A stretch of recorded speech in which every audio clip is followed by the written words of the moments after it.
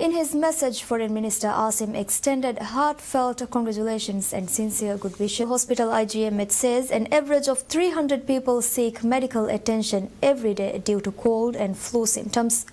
IGMH noted people of all ages have sought medical attention in the past few days and highlighted the number of patients are not increasing. Meanwhile, a flu clinic has been opened in Hulumale where another 300 people have already sought medical attention. The flu clinic was opened to assist residents in Hulumale to get better and quicker medical attention as the viral diseases can easily spread. Health Protection Agency has continuously recommended to take preventive measures to prevent the spread of viral diseases. Maldives Transport and Contracting Company MTCC reveals the rebatements put in place to protect the reclaimed area in the northern side of Kurdufushi have been damaged due to unfavorable weather conditions. MTCC revealed about an area of 300 feet was damaged from the Kurdufushi Airport development site. MTCC stated some efforts to solve the issues are underway, noting it can only be fully completed once the weather conditions improve. The company reclaimed an area of 15 hectares from the airport development project in Kurdufushi in Hadalu Atoll, which includes 6 hectares from lagoon and 9 hectares from the mangrove area. MTCC expects to complete the project to construct the runway, taxiway and apron at Kurdufushi Airport by July of this year. The project of Kurdufushi Airport development includes the construction of a 1,000-meter long and 30-meter wide runway. The state has allocated a budget of almost $12 million for the project. Ministry of Education commences to distribute tablets to teachers of Addu city schools as part of the school digitalization program initiated by the government of Maldives. Speaking as the chief guest of the ceremony held in Addu city, Minister of State for Education Muhammad Shakir stated, teachers are handed over the tablets before students to familiarize them for the system, adding all teachers will be equipped with a tablet before June 18. Shakir said digitalizing the schools will enable to collect information needed by teachers through one platform and that it will also ease the work of teachers. Meanwhile, teachers and parents agree that digitalizing the schools is bringing a revolution to the traditional school system in Maldives. They expressed gratitude towards the current administration for initiating such a program. Housing Development Corporation HDC says synthetic track developed in Hulumale has been completed and open for use. This is the first synthetic running track that was developed in Maldives according to the international standards. The track was developed at a cost of $900,000 and was funded from state budget and is located in the outdoor sports arena. While the synthetic track is 400 meters long and is divided to 8 lanes, it is designed in a way athletes will be able to use the track in all seasons. Furthermore, HDC said the newly developed running track will help young athletes to practice and prepare for tournaments. HDC revealed other sports facilities will be developed in the outdoor sports arena. In this regard, according to HDC, a football ground, a stadium and some commercial units will be developed in the outdoor sports arena.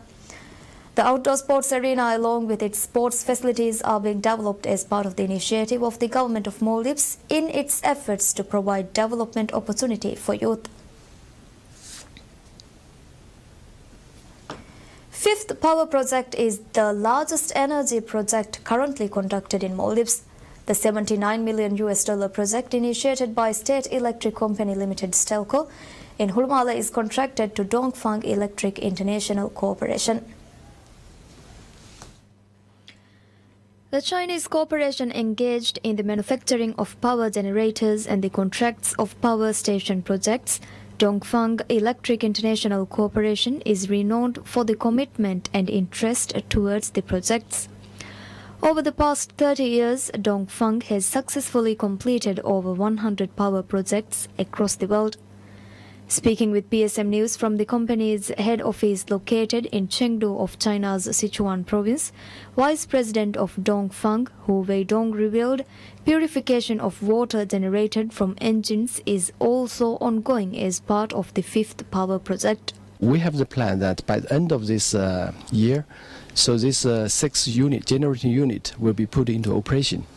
And also, you see the seawater desalination plant, which is we use waste heat from the diesel engine, and we recover the waste heat and to generate the seawater to fresh water, which capacity is 1,000 metric ton per day.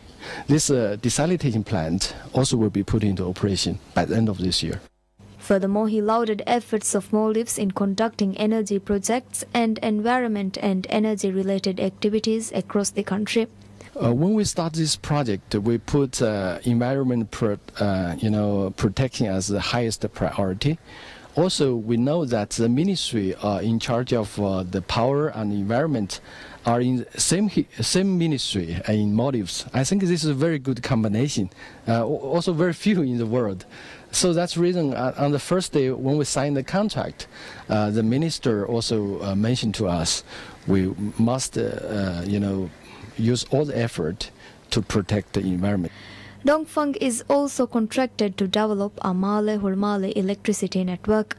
As part of the 5th power project, 6 engines capable of generating 8 megawatts of electricity will be installed in Hurmale.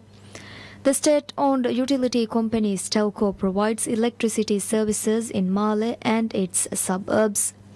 Stelco aims to provide electricity services without interruptions or technical problems upon completion of the project.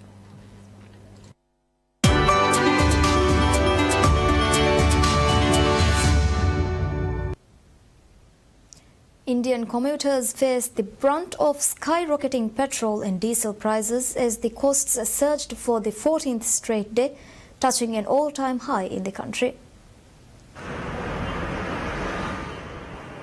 Prices at the pump have surged on the back of rallying international markets for crude oil, which last week hit their strongest since late 2014, amid ongoing production cuts led by the Organization of the Petroleum Exporting Countries, OPEC. Key transportation fuel, petrol, is being sold at $1.15 per litre in India's capital, New Delhi.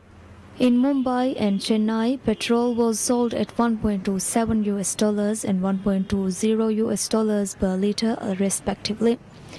Residents in southern Chennai city said that the increasing oil prices will affect the federal government in the upcoming polls if it does not control the prices soon. India is particularly at risk from stronger global prices for crude oil, as it is the third largest importer of the commodity, buying about 80% of its oil needs. The cost of the growing thirst for oil around Asia will surpass $1 trillion this year, about twice as much as in 2015 and 2016, as oil prices touch $80 per barrel and continental demand hits a record.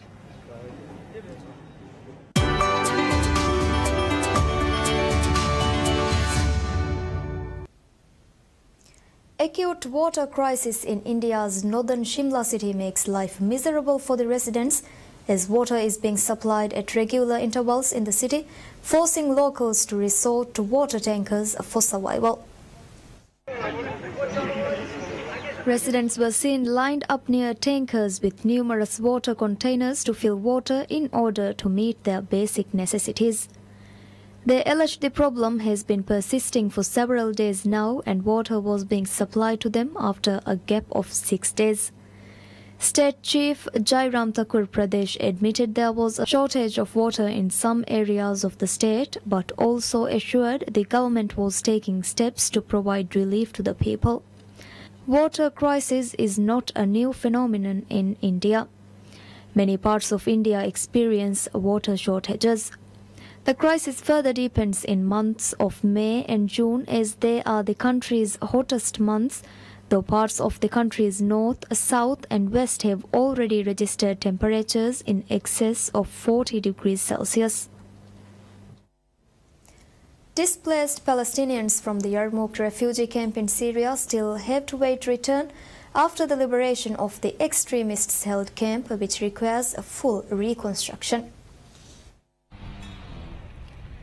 The Syrian government troops on April 19th began its military operation to take back the Al-Hajar al-Aswad district, 7 kilometers to downtown Damascus, along with the adjacent Yarmouk Palestinian refugee camp, which were occupied by militants with the support of airstrikes and intensive cannon and rocket strikes. The government forces on May 21st announced that the district, the last extremist stronghold in southern Damascus, has been recaptured, marking the military's complete control over Damascus and its suburbs after 7 years of fighting. According to the United Nations Relief and Works Agency for Palestine Refugees in the Near East UNRWA, the Yarmouk refugee camp is located south of the Syrian capital Damascus and is the largest shelter for Palestinian refugees in Syria. It was not an official camp but a residential area for Syrians and Palestinians.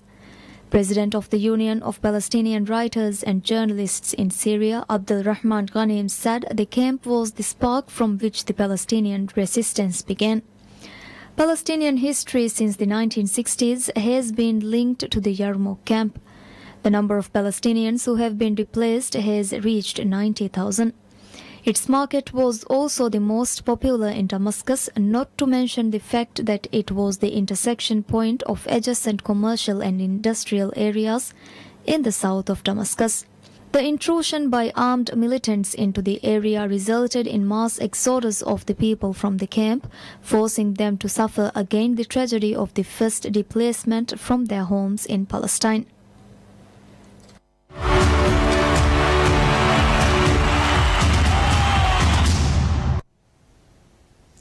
Real Madrid players celebrate their third consecutive Champions League with thousands of fans at the Santiago Bernabeu Stadium. Real Madrid supporters urged Cristiano Ronaldo to stay at the club during celebration as he was given a hero's welcome at the Bernabeu with fans chanting his name. Madrid's all-time top scorer then gave an optimistic speech on the pitch, saying he feels comfortable at the club and that it is impossible not to win with these players. Thousands of supporters turned out to greet Zinedine Zidane's history-making side, who began their celebrations with a service at the Almudena Cathedral before visiting the city chambers and later the city hall, addressing gathered fans in the Plaza de Sol. Ronaldo had overshadowed Madrid's 3-1 win over Liverpool in Saturday's final in Kiev to lift a record-extending 13th European Cup by dropping a hint that he was about to leave the club in an interview moments after collecting the trophy, declaring it was beautiful to be at Real Madrid.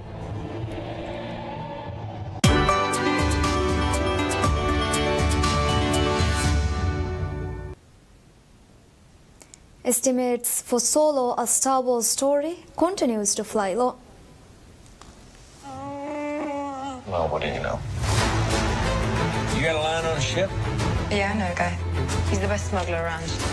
Disney and Lucasfilm's Star Wars prequel is now looking to make $101 million in North America during its 4-day holiday weekend debut. The Han Solo origin film's 3-day estimate currently hovers around $83 million. Tracking earlier this week suggested Solo would lift off with $130 million to $150 million. The film, directed by Ron Howard, follows Alden Ehrenreich as a young Han Solo who befriends his future co-pilot and Wookiee companion Chewbacca and meets the notorious gambler Lando Calrissian. Emilia Clarke, Woody Harrelson, Thandie Newton, Paul Bettany, Jonas Suotamo and Phoebe Waller-Bridge round out the cast. Early estimates predicted Solo could secure the best Memorial Day weekend opening, but it looks like Pirates of the Caribbean at World's End will continue to hold the crown with its $139.8 million in 2007. Solo, the second standalone Star Wars anthology film, has fallen far behind 2016 Rogue One, which landed a 3-day weekend opening of $155 million. The most recent installation of the franchise, Star Wars The Last Jedi, opened less than 6 months ago. The second film in Star Wars sequel trilogy debuted with $220 million domestically. With Solo as the only new release of the weekend, the rest of the North American box office will be bolstered by a number of holdovers.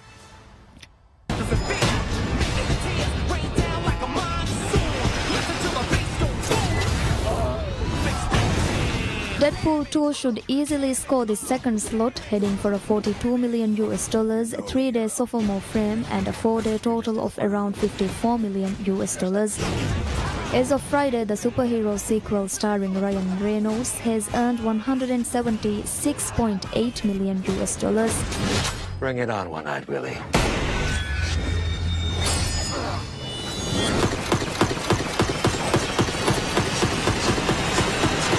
Ooh! Yeah! Your bullets. They're really fast.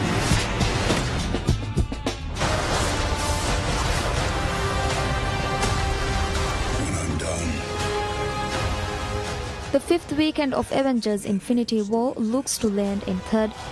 The Marvel blockbuster is looking at a $16.9 million 3-day estimate, along with a 4-day number of $22.1 million.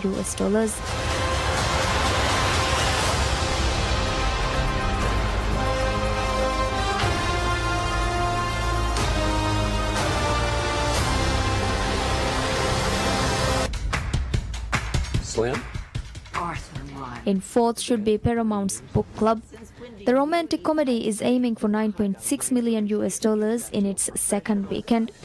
If its 4-day cum reaches $12.3 million, that would put Book Club's domestic tally at $34.5 million. I love your mom. Life of the Party should round out the top 5 with around $5 million in its third frame. And that's all we have for you right now. Thank you for choosing PSM News. Goodbye.